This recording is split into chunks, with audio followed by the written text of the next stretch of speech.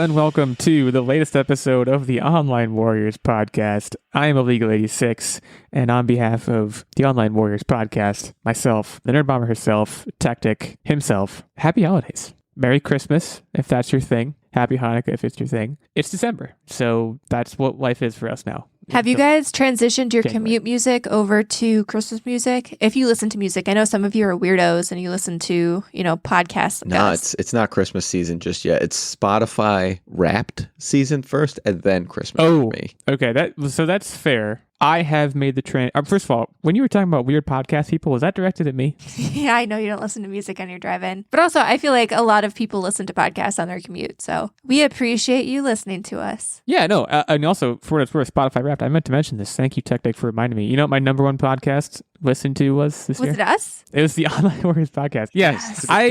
Solid show. I don't know, it feels weird. It feels like, I don't want to say self-serving because it's not, but I had a stretch in particular during the summer when I would mow the lawn. I would be like, I'm gonna listen to how funny or not funny we were. And I did that a lot. I find us hilarious, if I'm being completely honest. I literally cackle sometimes. I combed the backlog. I dug deep. Yeah, it's my number one. Hey, so Spotify usually gives you a label. What did it refer to you as? Me personally, I was sad boy pop, which is very strange because I didn't have a lot of pop. Man. It was more and it was BOI. So there's something to unpack there. I just don't want to get into it, I guess. Oh, I don't remember that. I remember my personality thing. Yes. Mine was oh man, it looks like I didn't take a picture of it. I know my personality thing was adventurer, but I think everybody's was. I haven't seen anything else besides adventurer. Were either of you not the adventurer? I was not the adventurer. Really testing us here. I was the early adopter. So that was, you've got your finger on the pulse of new music, always seeking the next hot thing. If a song is trending, you're onto it. Yeah, so you're on the cutting edge. It was all movie scores.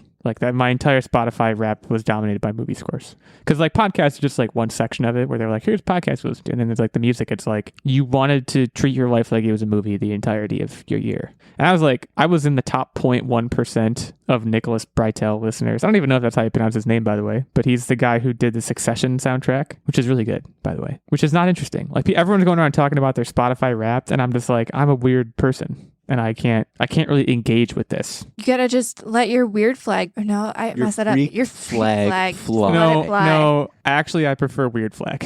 I let my weird flag fly in a big way all the time. But to answer your initial question, I have transitioned to Christmas music, and it's a special time of year for me because it's one of the few times of year. I think because Christmas music is so ingrained in my brain from childhood, and I'm from a big Christmas family. As weird as that sounds, it's a big deal to our family. So it's very ingrained into me around this time of year. So those lyrics, I'm not the reason I don't listen to music with lyrics in them is because I can't focus or think when I hear lyrics. But Christmas lyrics, I just know them so innately that it doesn't have the same effect. So I can listen to music with words in it this time of year. I still often don't, for what it's worth. The Nutcracker Suite is my go-to Christmas thing, which again is all just classical music. But I have transitioned to Leslie Odom Jr. has a couple Christmas albums that are very soothing. And I'm into that right now. What are your thoughts on Mariah? So, okay. Are you a hater or do you jam to it? Because I jam to it. I'm not a hater. I jam to it the first couple of times.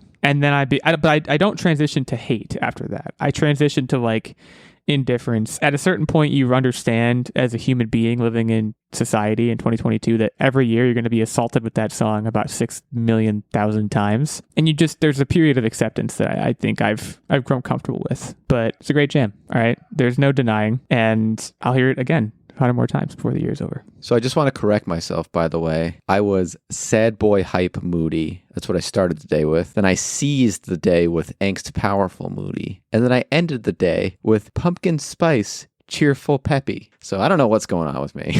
Hearing that, I would question its authenticity if you hadn't dropped screenshots in our chat just now. Pumpkin spice cheerful. What does that even mean? That's me. That's just me in a nutshell. I suppose it is. I think it's synonymous, though. Think about it. You're going to the workday, sad boy moody. You're at the workday, angsty moody. You're at home, cheerful peppy. Yeah, but why pumpkin spice? Everything else I understand. Everything else tracks perfectly. The pumpkin spice part, in terms of genre of music, I don't even know what that Taylor entails. Swift. Is that what it is? I think the Swiftie took over my evening because someone was with me. Yeah, but I didn't use your account. I used my own account, which is why that you know of. No, I do know. All of the smart devices. Late night car rides. There were none. Think about it. How often are you guys driving around? Yeah, what? I just going on late night pleasure cruises listening to Taylor Swift.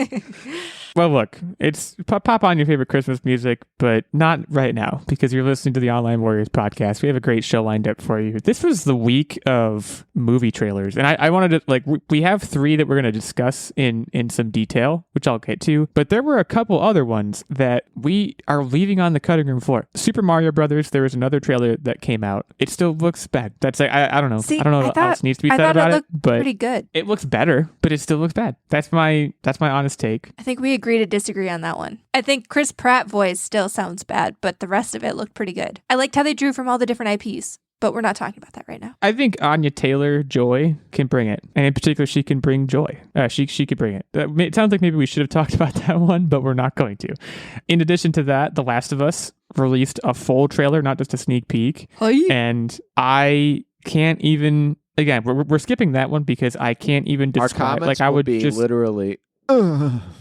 Yeah, it's guys, that show is very important to me. I think I said that the last time we talked about it, but it looks so, they're just stacking perfect on top of perfect every time we see anything about that show. So yeah, I don't think we need to discuss it because I think we're all going to watch it. I'm going to watch it day 1. It comes out January 15th. I got that date tattooed on my body at this point. Did you take off from work? I can't wait for that. I might take off from work.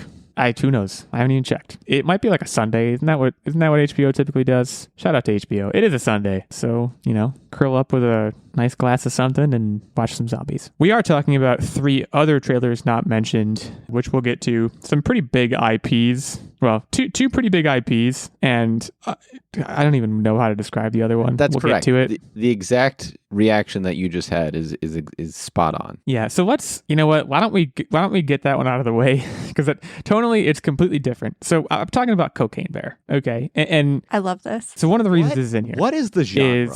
Cocaine Bear is the genre. Oh, okay. Fantastic. So Nerdbomber, it's not often I see her be this emphatic about we need to discuss this on the next episode, but this was a must discuss item from her. I actually, so the context is you told me that, and I was like, sure, that's fine. I had heard tell of the Cocaine Bear movie. I did not watch the trailer until today, the day that we're recording this, and it's it's unhinged, right? And exactly. like you said, the genre isn't even clear. I think I love it. I think I love the idea of it, right? I think in a world where everything is so focused on becoming a franchise, everything is so focused on taking itself uber seriously or filling this family-friendly quasi-comedy Marvel kind of hole. This is being not any of those things, right? It's being kind of irreverent, making fun of itself at all times. A lot of interesting people in it, and not just famous people, but also Scott Seiss. Did you guys recognize or do you know Scott Seiss? Hopefully I'm pronouncing that one No, right, too. I don't know. I've never heard his name. He's the guy, he's the paramedic guy. First guy in the trailer who opens the door. Oh, okay. He looked familiar. I don't know who he is, though. He's the guy. What I know him from is, I think it was during the pandemic, he hit big with these TikToks of where he pretended to be an IKEA worker and said a bunch of IKEA stuff. Do you remember this? Oh, His mustache is iconic. That's how you recognize. So just think about that and go watch some of those TikToks and then go watch the trailer again and just rejoice that this is probably a career move for him. And I'm very happy for him. Yeah, I turn it over to Nerdbomber. I mean, I assume you have some things to say about this and you seem very excited. Yeah. So first of all, one of the things that kind of blew my mind, because I was watching this and my first instinct was oh, this gives me vibes. This is just kind of a weird spoofy, indie weird film, kind of like the Winnie the Pooh horror movie. But then I noticed that it's Universal Pictures and it's either produced or directed by Elizabeth Banks. But it's cultivated. They want you to feel that way. I think. It's by design, which is cool. There's relatively big actors. Kerry Russell is in it. Jesse Tyler Ferguson, is that how? He's got 3 names. Yeah. I might have done them in the wrong order. Okay. the guy from Modern Family. The little girl from that Apple TV show, Home Before Dark. There's Ray Liotta. Like, relatively big name actors who you wouldn't necessarily expect to be in a movie like this that is like so campy and violent, but yet they are. And then it's based on a true story. So like, this isn't going to be franchised. And like, I'm sure the true story. And I'll tell you why. I'm sure in real life though, like it is based on a bear who found cocaine and I think it like died. It had a heart attack, which is tragic and sad. Going on a rampage. But like, but you're thinking like LSD fox or like there's marijuana monkey. Yes, that's exactly. I think it should be cocaine bear. There should be beer pig. And the reason why I say beer pig is because pigs are famous for getting drunk on fermented things and even drinking beer, like getting a hold of beer cans. So beer pig, and then like probably I do like your take on marijuana monkey. I'm like 99% sure I've seen a monkey smoking a joint. And so like probably in The Hangover. This is the Avengers. This is the Avengers right here, guys. And prepare yourself. There's a team up movie. My goodness. See, this is franchisable. I don't want this to be franchised. And I think that's what's so refreshing about this is it is that, like you mentioned before, a very irreverent kind of like off-kilter movie that is just original. We haven't had something like this in a while. The last thing I can even remember that sort of had vibes like this is like Guns Akimbo in terms of like ridiculousness on screen in a trailer. Pineapple Express is another one. It's not the same type of movie though. Like, I don't know. Pineapple Express is a genre movie. Yeah. It's specifically a stoner comedy, whereas this is like... I'm trying to set the stage for Marijuana Monkey. Oh, I see. We don't know what this is kind of the point. But you also mentioned Ray Liotta, who like, no disrespect to Ray Liotta's memory, but I think it is the funniest thing in the world that this is his last movie. He went on the highest possible note. Cocaine Bear is his last movie. That's like, I do wonder, I always think about these things from the perspective of the actors, because like you said, they got a lot of big names, but like, if I was an actor, I would want to be doing this. You can just kind of show up and throw stuff at the wall and see what sticks. The pressure is probably super low. I love that you're you having brought fun. up Guns Akimbo, because to what Illeagle's saying here and what Daniel Radcliffe does, have fun in your career and give us this zany, wany content. I mean, it is like they probably just show up and like, there's a script, but anything can happen. It's a movie about a cocaine bear. Do what you want. Have fun. I get exactly what you're saying. He probably had a blast making this movie. Not if to put like thoughts and words in his mouth, but like, I can't imagine he didn't have a blast making this movie. Who do you think plays the bear? Can I play I'd play the bear. I think it's just a CGI bear. CGI plays the bear, yeah. It would have been great if they would have got like an animatronic bear, though, like a person inside a bear suit. That would have been pretty good.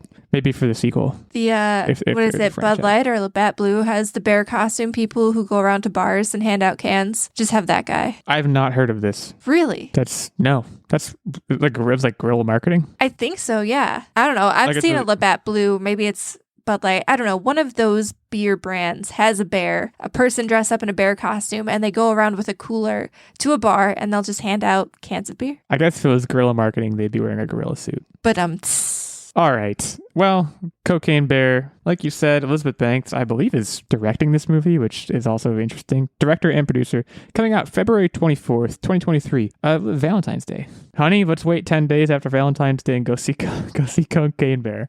I mean, also, I'll be there. It's 1 hour 31 minutes, which is a great time. Perfect, yeah. Perfect. See, like this is one of those movies where I feel like we're all kind of in like a Hollywood rut, and this is just one of those movies that feels fresh, original. It's in its own little niche, and I don't know. It's neat, and it's short, and it's great. Way to go, Elizabeth Banks, forming the new Avengers. I mean, Elizabeth Banks has a pretty decent production and directing resume. And I don't think I've ever seen something that she's worked on that I've been like, that was not good. She was involved in Pitch Perfect, yes. Mm-hmm. I mean, she acted in it, but I think she also like was producer or something on it. There's like a handful of movies that you wouldn't necessarily even like know was her, but it is. You gave me a great segue with the phrase Hollywood rut into the next trailer I want to talk about. It's Guardians 3. Okay, my campaign against Marvel continues. And this week I have a lot of ammunition because, I don't know, have you guys heard about what they've been saying about Phase 5 and 6? They're like... Isn't stuff like delayed and stuff now?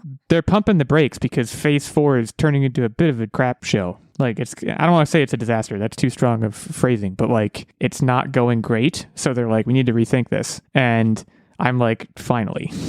Like, I wonder, I don't know what the financials look like for Marvel right now. Phase 4 does not seem to be doing that great. I haven't heard any, besides Spider-Man. Again, Spider-Man was flash in the pan, amazing, made them $1 billion, which they promptly used then to like, you know, they've had some successes with the Disney Plus shows, but I feel like so much of Marvel right now is white noise. And guess what Guardians of the Galaxy Volume 3 looks like? More of the same white noise that you can't make me care about it. Like there's, this trailer has good moments. Okay. I think the Drax character and Dave Bautista are a perfect marriage. I think he is consistently funny with the character. The line about let's kill some people, we'll kill only a few people, and then only kill one guy who nobody likes, like, that was funny. I laughed at that line. We literally said he is the funniest character at that point. Like, easily fantastic. The best character. Yes. Peter Quill, I could give a rat's patootie about at this point. Pretty much any other character I could give. Nebula, I feel like I'm not even supposed to like. Even Groot's kind of played out, in my opinion. Yeah, that'll happen when the character says 3 words. I don't know. Like, it's, I don't know. I don't want to like poo-poo this too much, but it's just like, I don't know. Exit stage left. Like, it just doesn't seem, it's not enticing me anymore the way that this first and the second one did. I feel like this is, and maybe I'm just getting the wrong vibes from this trailer, but this is feeling like it's setting it up to be the end of the Guardians of the Galaxy. Like, this is going to be the final one. For sure. And I mean, sure. Obviously, too, just because James Gunn is no longer going to be working on Marvel stuff because he's going to be heading up DC. And I think without him, you can't really do a good Guardians movie. I just don't think you can. He sets the tone for these movies, and if someone else were to try to take it over, I don't think it would play well. That said, there were a few parts of this, though, that I think if they lean into specific aspects of Guardians, it could be successful. So one of the things, like playing the video game, which I know neither of you guys have played yet, which you should because it was a really good game. One of the things that I really liked was the backstories of the other characters who aren't Peter Quill. And it seemed like they might be doing that with Rocket Raccoon a little bit. Like, you see him as like a baby raccoon for a split second, and then there's a really cute otter thing that shows up. Well, and I want to see... He's going to die. He's going to die. I feel like they're heavily telegraphing that. But like, I want to see, like, what will make me care about this movie is not just more stuff that happened in like Thor, like the last Thor movie. It just felt like it was just a lot of action and not a lot of character development. And I want to see character development because I think that's what made some of the earlier Marvel movies more successful. And I think now they're just throwing stuff at the wall and trying to make us care about too many characters and not giving them enough screen time. And I think you have characters that are partially developed, take it home in this one, and then just close out the series. Well, so the other thing, kind of tying into that point, like watching this trailer, I have clearly made the conscious choice to exit the Marvel ecosystem, at least temporarily. But the problem is, if you exit it temporarily, you lose. Like, I saw Gamora and I was like, oh, that's Gamora. To me, she is dead. They do not seem to be playing up any sort of reveal, like her being alive is a big reveal in this movie, which means I missed it. And so it just kind of turns into this like whatever thing that like makes me care even less about this. And I understand that it's my fault, but like I don't kind of their fault because if I'm going to have to watch every single thing, if I miss one thing, I'm going to see a character who's supposed to be dead. Like, no, I'm out. Sorry. Like, you can't expect that much from me as a viewer. That's my problem here. So the way that I think this movie can be salvaged, well, the way I thought it could be salvaged was the way they do Adam Warlock, because we know he's going to be in this. And I just can't stand how bad of it just looks like a spray tan, like an orange spray tan. I try to look beyond the way that they made the characters look and like focus on the story, but this just looks so bad. Like, there's other key features that they could have focused on that make you know it's Adam Warlock other than his skin color. There's versions of him where he's like more human skinned, but the key thing across all versions is the little gem on his head, which they have, and his white eyes. Just throw white contacts in his eyes. And I think it would have looked more like a not human thing with a spray tan and looked more like what Adam Warlock is this like perfect being. And I think for me, it's going to be a struggle to get beyond what that looks like. Yeah, I like Will Poulter. I believe that's his name. But I have I don't know. I have no real opinion on that because I don't have the comic background that you have, nor do I have any connection to the character yet. So like for me, it's kind of whatever. But I don't know. Like, do you want to see a guy running around with a spray tan? Not so much. No. I think there are ways that this movie could have enticed me back, but that didn't happen here. They seem to be trying to take the Guardians in a bit of a heavier direction. Like I said, I do think Rocket is going to die. That's what they want you to think from this trailer, I think. I feel like that is the wrong direction. Like, I just don't think anyone should, like... I think that's going to be a head fake. I think they're laying it on a little bit too heavy. I think it's going to be a head fake. I think no one should die in Guardians of the Galaxy. Like... But then how do you end it? How do you stop making these movies? Various other ways. They go their separate ways in some different way other than them dying. Like, it's just like, it shouldn't be... Guardians of the Galaxy should not be Peter Quill screaming and crying watching someone die. That's not... I don't think that's tonally correct. Maybe. I don't know. I would be okay with that, I guess. I just I don't feel any particular way about it, which I feel like makes me just I just don't care. I'm not as apathetic. I thought it looked pretty decent, but I also feel like they just need to wrap this up. I think this is though the most fun offshoot of the MCU at the moment. And knowing that Agreed. James Gunn is leaving the helm after this, they have to wrap it up because I feel like they'll just end up killing it. I think everyone's on the same page in that regard. I don't think they'll go beyond this. And we all know that they're going to have a new fun kind of thing that they can work on, right? We know Deadpool is going to be introduced, so why not just wrap it up? I couldn't agree with you guys more on that. I mean, eventually they're going to need to reduce the number of characters rather than expand it, right? This is a prime opportunity to do so, I feel like. Whether or not they will actually do that, who really knows? Do we know anything about the antagonist, by the way? Mostly asking Techtic, our comic expert. We see him. I don't know who he is. Can you provide any sort of context on that or what? I think in this one there's two villains. It's going to be Adam Warlock and the High Evolutionary. And we saw that at, I think it was San Diego Comic-Con, where they had introduced him and he was being kind of a pompous jerk, playing into his character. And so that's... High Evolutionary was my nickname in high school, by the way. Yeah, he was pivotal in the development of Adam Warlock, i.e. a perfect being. You know, he sought out these higher beings. He thinks he's superior to everyone. He's augmented himself to be better than everyone else. And so that's why those are going to be sort of the two villains in this movie. Thicker Groot. Why? Why didn't they make him long and spindly like the first Groot? I liked that Groot. Maybe I just don't like change. I think he's just evolving. I think every show he's evolving. They're trying different versions of him. This is probably like a beefy adolescent Groot. I like the him having 6 arms all holding guns. That was pretty cool. It was. So see, there are good things. But overall, I'm not enthused with this trailer. I think we need to either see more content that's enthralling or that'll get me excited. But yeah, it's pittering out. Yeah, it's they're gonna they're gonna give us more before it comes out, certainly, but it's gonna be a ways off, I would think. May 5th, 2023, so we'll get one more trailer at least before this. But yeah, so wait, they fly away at the beginning of Thor Love and Thunder. When did they get Gamora back? Is that in the holiday special? No, that's in this. Gamora came back after the Infinity War. There was she was flashed that she came back from another dimension. Remember, it was like a spoiler or like a sneak peek at the end. So this is an alternate reality or dimension Gamora, not the one that died. The one that died, still dead. Very dead. Couldn't be more dead. Oh, right. She did come back. Yeah. Oh my gosh, I feel like a moron. It's a different dimension Gamora. Did you just call yourself a Gamoron? No, but I should have. That would have been funny. All right, Guardians of the Galaxy Volume 3, May 5th, 2023. Let us know what you thought. At Online Warriors 1 is our main show account on Twitter. We also have at OW Illeagle86, that's me, at OW Techtic, and our second main show account, at OW Nerdbomber. You're our second main show account. How does that make you feel? Good. I mean, I'm honored to be here. Also, I want to take this moment to be annoyed with everyone, all of our listeners. Can I do that? Oh, I thought you were going to be annoyed with us. I was like, what do we do? No, you guys are fine, although you probably also voted in this poll. Remember that poll I said I was going to put up of does stuffing go in the turkey? Mm-hmm. People said it doesn't. What? I never saw what the final results were, but that is puzzling to me. I don't remember what the final results were, but I'm pretty sure they were somewhat definitive, and the answer was stuffing should not go in the turkey. Then why do you call it stuffing? Anyways, they call it trim. I'll tell you who, actually, I'm pretty sure we talked about this, and he calls it dressing. Steven calls it dressing. So I guess I'm mad at Steven, too. I'm not that mad. I've gotten over it. Here's to you, Steven. Steven is a producer on our show. He is a subscriber to us on Patreon at the night level, the highest of our 3 levels. And as a result, he gets this weekly shout out as a producer. He gets input into the weekly game segment, of course, monthly access to the secret segment and vlog, and the occasional guest spot. And he was just with us last week, right?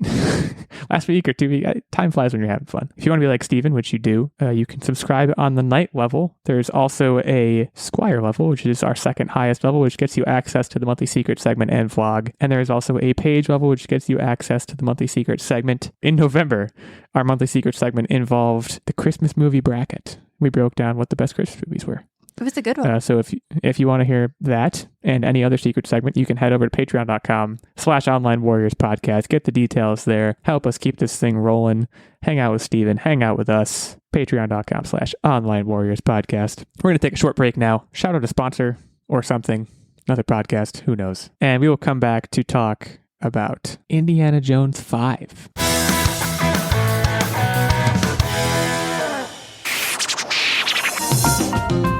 I'm Ryan Fonzie. This is Cameron Hagee. My name is Tony Giggles. And we're 3 dudes who love The Legend of Zelda and love talking about The Legend of Zelda. And if you are a Zelda fan as much as we are, then come on down and listen to your heart's content. We have a podcast that we'd like to share with you. It's called A for No, B for Yes. We cover the Legend of Zelda series, different games chapter by chapter, and we have all kinds of theories about what we see and what we've experienced in the game. Do you go through Wikipedia and look up stuff based on the things you see in the game to create theories to how it could link to other things in the world that we actually live in, and not the Zelda one that was the one that was created by the people that are in the world that we actually live in right now? Because if you don't, then you should watch this, because we do. Did you guys get all that? If not, oh, you didn't. Okay. So we are A for No, B for... All right, I'll stop.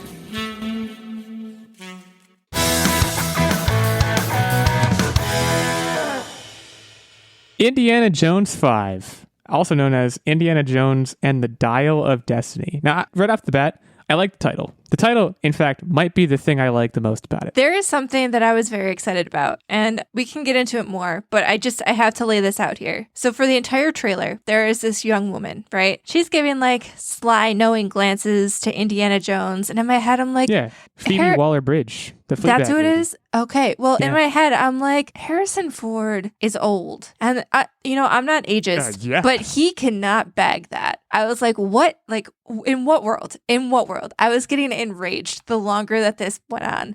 And then, I don't think he has any intent of bagging it. No. Yeah. Well, then in the final, 30 seconds, he reveals that she's his goddaughter. And I was like, audibly, I was like, oh, thank God that they're not going to go the route where he's like this old man who can still get the hot chick. Not that old men can't get the hot chick, but like... That's my goal. How old is Harrison Ford now? Like, he's not... Look, if any old man can get a hot chick, it's probably Harrison Ford. Can we just... I mean, okay, fair, but like, come on. I'm not saying he should. I'm saying he could. I was just glad they didn't. Old. Yeah, I'm glad they didn't go with that trope. I was like getting myself all hyped up internally.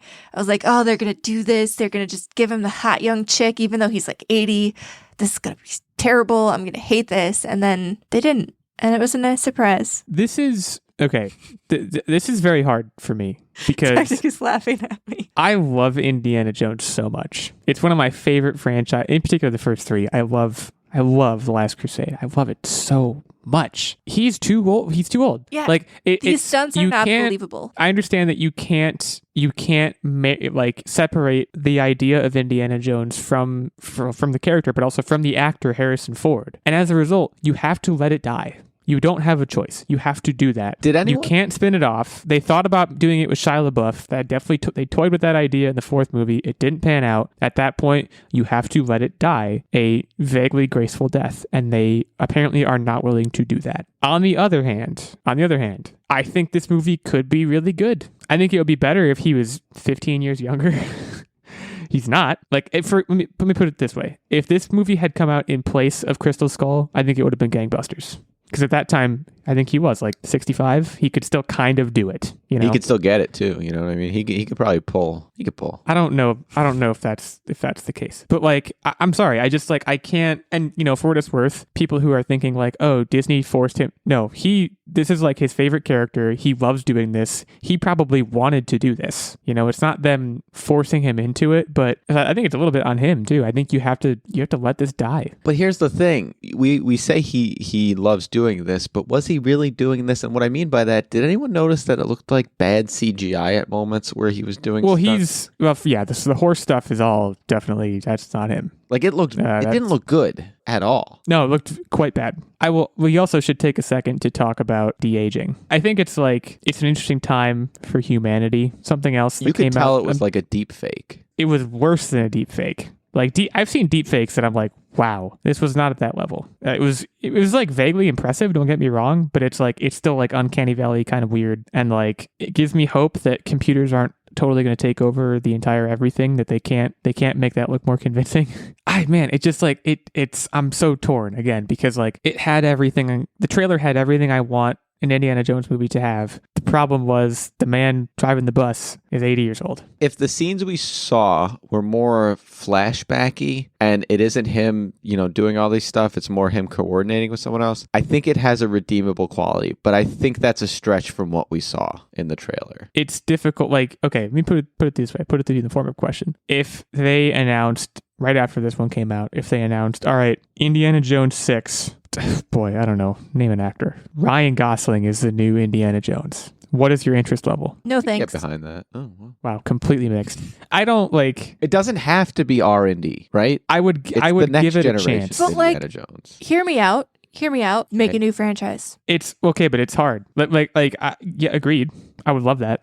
They kind of tried with Uncharted. They did it wrong, but they tried. I mean, Uncharted's getting a sequel, and I think it did fairly well. So, like, I don't know. Come up with a new character. There's so many, like, treasure hunter characters out there. Just give him, like, a kid's Blank Jones. You can't. This is going to be maybe a silly argument, but I feel strongly about it. The theme song. I'm not willing to let the theme song die. You can't kill the franchise. You can't make a new franchise that's going to be as compelling because the theme song is not going to be as good. I'll take your silence as no rebuttal to that point because I don't. Who's to say? There is some composer out there right now who would like to challenge you that they can come up with a compelling theme that's obviously not going to be the Indiana Jones theme because it should be for a new franchise, but I'm sure they can come up with a treasure hunter type theme that would knock your socks off. And you've already listened to it. It's on your Spotify. I would love it if they did. But I would love that. Hasn't happened yet. I don't know. I don't want to see to be clear, I don't think that's a reason to keep this franchise going with an 80-year-old person, but I want his son to crop up. Like that, they were definitely trying to do that. They picked the wrong person to do it with Shia LaBeouf. I don't know. He was like a biker in that movie. It didn't make any sense. He was swooning people left and right. He's got to have like 17 kids all over in this universe. Yeah, there's probably a young Henry Jones out there. Cast an actor. Like, I think that might be the way to do this, but for whatever reason, they're not willing to, is I guess what it seems like. Maybe because it would tarnish his image of being like just like a good explorer, bad father. He is like, for what it's worth, we don't need to get into like this aspect of it, if only because it's like really skeevy, but like if you delve into the actual like plot and thematic detail of Raiders of the Lost Ark, the implication is that he like, when he was a TA, he was like hooking up and potentially bumping uglies with his professor's daughter, who was like probably pretty young. Like he sleeps around. That is like there's like plot basis for that data point. So sleazy isn't a stretch of the imagination. No, no. That was a thing back in the day. Like, nobody thought twice about that. Doesn't mean it was a good thing. No, it doesn't mean it was a good thing, but like, nobody thought twice about that. I mean, again, Raiders of the Lost Ark is proof of that. And also, like, the trappings of it is proof of how powerful those trappings are, because, like, you guys probably didn't think twice about that until I just said it, right? And most people probably didn't. Like, it's a weird thing, but at that point being, he probably has slept around quite a bit. There's probably a lot of Henry Joneses out there, or Henrietta Joneses. I don't know. Like, I want this to be better than it's going to be. To be clear, I will be seeing this. I'll probably see this in theaters. If only I want to see Harrison Ford punch a Nazi one more time. call me old fashioned, but like it seems like a good time. But he's too old. He can still bust out a one-liner here and there, but that's not enough. Like I think the fourth one had a lot of issues. Everybody knows that. The fridge scene, spoilers, but at this point, if you haven't seen it, you're not gonna see it. Aliens, like it was just weird. Okay. No one's arguing that. I think they did some good things in terms of Easter egging and also kind of leaning into the fact that he's over the hill. Like they did, I think they did a good job with that where like he was still punching folks and like swinging around, but also he was like, he had lost a step and they baked that into the plot in a reasonable way. He was 65 or something at the time. When he's 80, you can't really do that anymore. There's no way to laugh it off. He's too old. I hate to keep repeating that point, but it's still true. Are you guys going to see this? Like probably not in theaters, no, but definitely on television or not television. Oh, I sound too old. Sign up for cable. Get your cable back. Yeah, I'm gonna get the dish up and I'll watch. Yeah. I don't know. Like I think I would probably see it in theaters. But if it's like Disney Plus, Disney owns them now, right? Yeah, Disney owns, but it's not on Disney Plus. The Indiana Joneses aren't on Disney Plus. They're not. That's like a weird group. No. Weird. I believe they're on Paramount Plus, actually.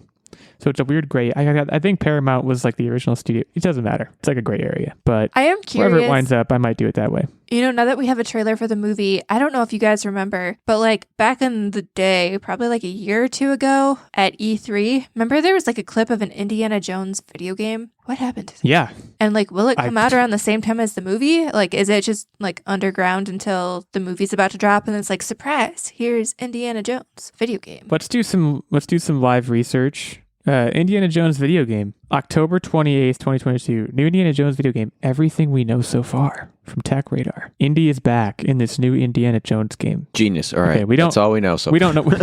We know nothing. What is it? This is so funny. Like some of these bullet points. What is it? A new standalone Indiana Jones game. When can I play it? TBC, but unlikely. TBC? What does that mean? To be continued? It's not. They meant TBD.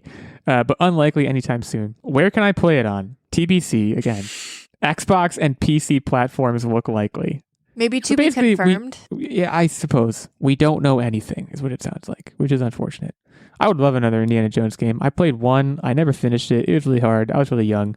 I believe it was called Indiana Jones and the Infernal Machine. So if you're looking to see how old I am, go Google that one.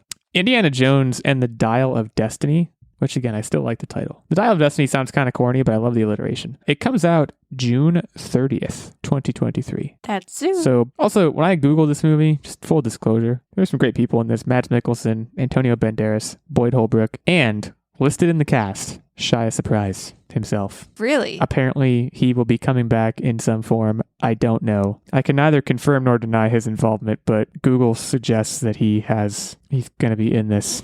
I don't know, though. When I go to IMDb, he's not listed. So maybe it's like one of those things. Google might just like be making it happen itself. Who knows? Anyways, June 30th. Be on the lookout. We're going to move into what are you up to Wednesday? It's the topic, well, the part of the show where we say what we've been up to. And Techtic, why don't you kick us off today? I have been playing Pokémon Violet to the point where Nerdbomber has said, holy cow, you're addicted. I woke up at 8 a.m. on Saturday. And when you share a bed and it's freezing because it's, not the middle of winter, but it's early days of winter, and you try to get some warmth and scooch into the other person that's in your bed. And please don't talk about cuddling on the podcast. Well, so I kept scooching myself backwards and then almost fell off the bed because he was already up playing Pokemon for a long time. You gotta grind. 8 a.m. oil. Yeah. Yeah.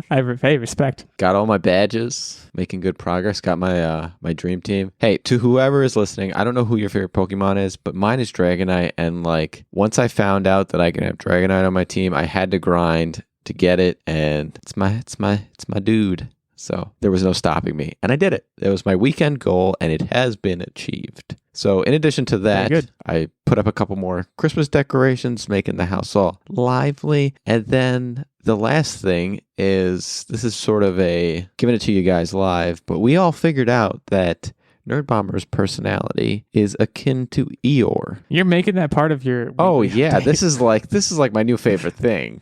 It's groundbreaking stuff. I had to share it with the listeners, and it is just phenomenal. So for the quiz, next time Nerdbomber's hosting a quiz, she should do who said it, Eeyore or Nerdbomber? and then just like say some phrases. It would be try and guess. the hardest game ever. Yeah. Well, hey, good on you. Good to know. Nerdbomber. What's been going on in the life of Eeyore? All right, so I've continued to play A Plague Tail Requiem, which is better than what I would have told you last week. Last week, I was struggling with the fact that it felt like a lot of gore porn. Like, there were literally areas where, and this is a testament to the graphics and just the ambiance of the game and sounds and everything like that.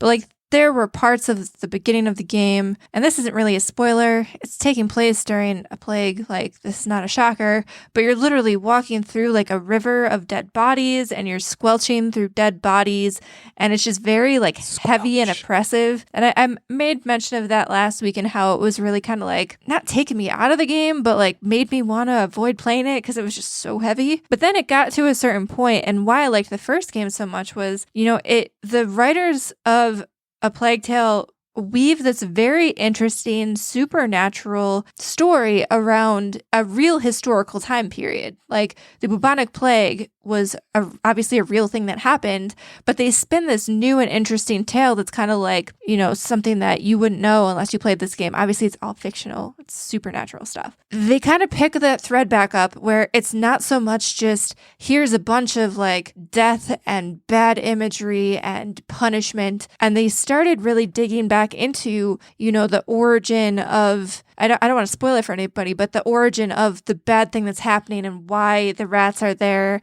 And you start learning a little bit more about the history and that supernatural story again. And now I'm back into it and I'm pretty hooked because the storytelling and the characters are what really drew me into the first game in the first place, and not necessarily the death and gore. And the puzzles are just becoming a little bit more manageable as well. Like, in the beginning of the game, there's a focus on, instead of doing stealth, which is primarily what the first game is all steeped in, is stealth and moving through tall grass and avoiding detection. The beginning of the game kind of has you become like a little bit more bloodthirsty, and like, I don't know, it just felt weird to me. But now I'm getting back to a point where I can stealth my way through everything again, and I'm enjoying myself. And I'm almost at the end of the game. I think I'm like a couple chapters away from the end. And I think, that midway point where the game kind of turns from, just dark stuff and anger and badness to the amazing storytelling. I think that's a really important inflection point. If you're playing this game and you're about to give up, like, I think if you get to like chapter 6 or 7, like, there is hope ahead that you will get back to like what you liked from the first game. So stick with it a little bit. Trust me on that. That said, I'm also reading The Gold Finch. And this is a book. It won a Pulitzer Prize back in, There's a movie too. Yeah. I think it was like 2013.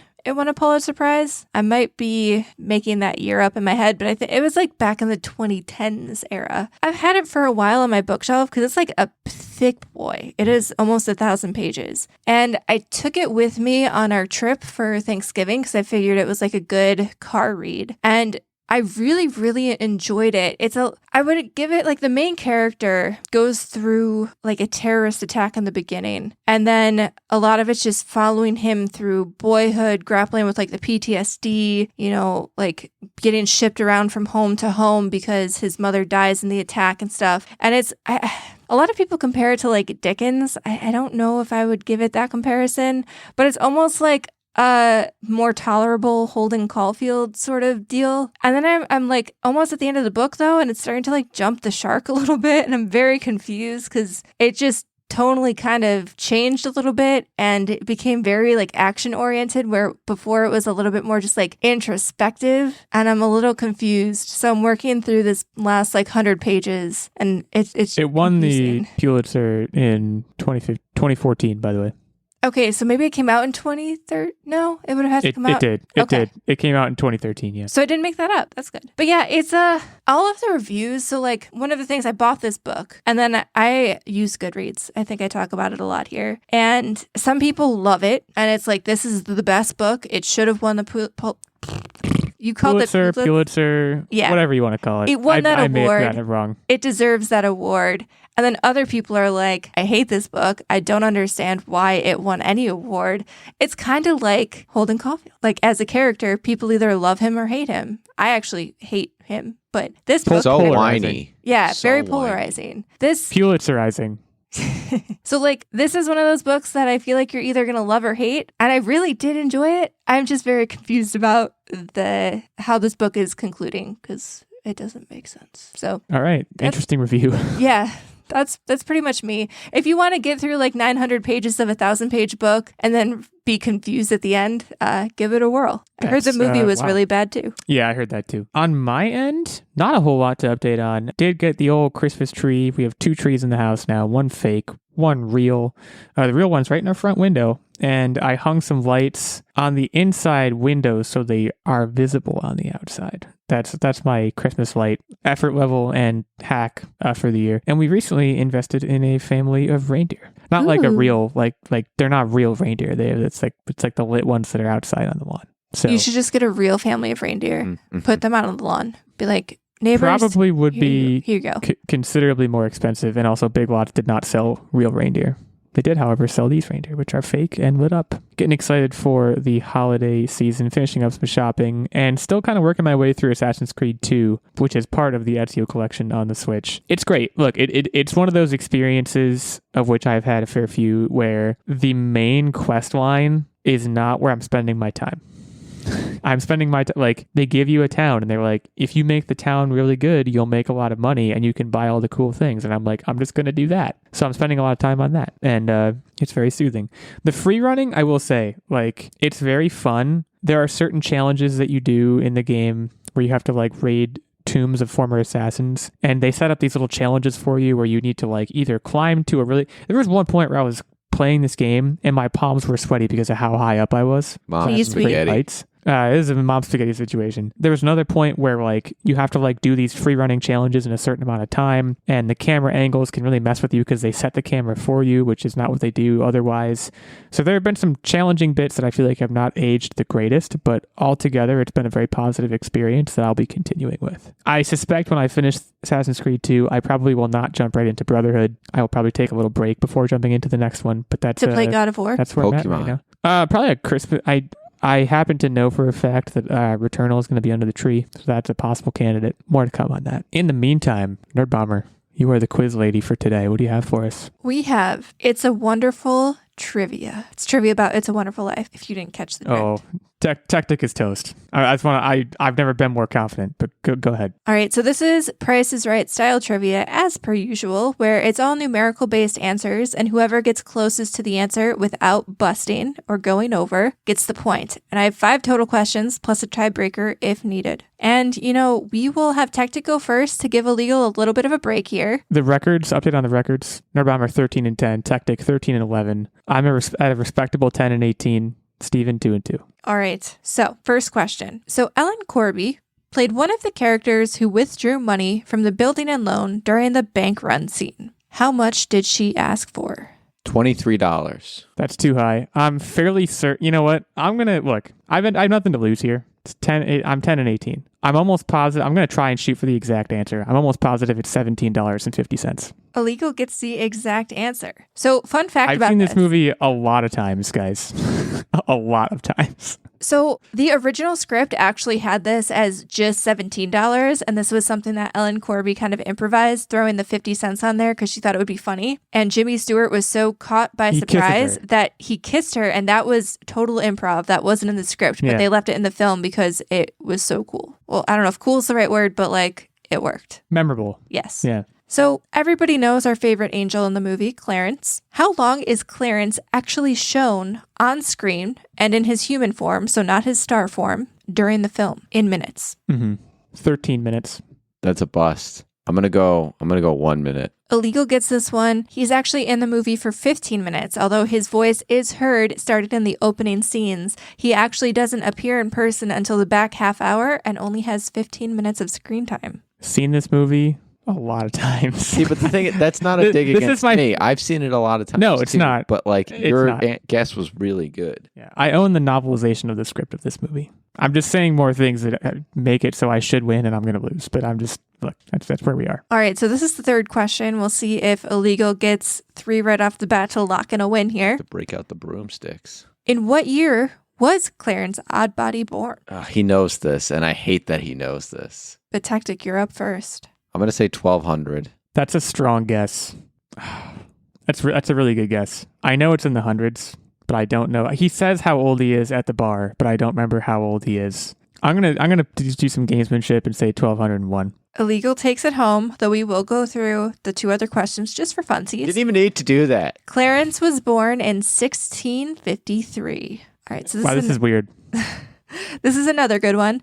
The character Sam Wainwright had the signature catchphrase, hee-haw. Hee-haw. How many times is that said throughout the movie? By him or by everybody? By everybody. By everybody. I need to do some counting here. You have it memorized down to like the fact that you can count these. He's got the book open. I'm not going to get it exact because there's a lot of, well, I'll explain later. There's groups of people. Yes, exactly. Dude, you've won. You don't need to be this competitive. You can discuss your philosophy. Shush. I'm going to say 6. 7. Techtic gets this one because he won up to you. It was actually said 13 times throughout the movie. Like I said, not always by him. Well short. I'm embarrassed. All right, so we have one more question. Uncle Billy loses $8,000, which sets the movie kind of in motion, all of the major events. How much would that be worth today? $200,000. Oh, it's more than that. Boy, buco bucks. I mean, this movie was made in the 40s. I'm going to say 500,000. So I actually went on inflation calculator, and $8,000 in 1945 is actually worth $132,449.78. So you both actually busted on that one. We calculated this last time we watched it, and I remember it being near 200,000. Inflation isn't that bad. That's the takeaway from the episode today. Inflation's fine. We're okay. It's all fine. I had a rough finish there, but look, I took it home in the first 3 questions, and I'm going to take that all the way to the bank. I moved to 11 and 18, closer to a vaguely respectable number on the end of the season, and Techtic to 13 and 12. Techtic, you're going to need to win out, really, to tie things up here. In fact, I'm not even sure it's possible. But either way, I'm going to lose. That's clear. Nerdbomber looking very good for a win. We'll find out over the course of the next 2, 3... How many episodes are there before the end of the year? There's 3 left. Anyways, clock's ticking, Techtic. So with that in mind, why don't you take us out with a tech tip? Calculators should be called mathematics. Have a great week, everybody.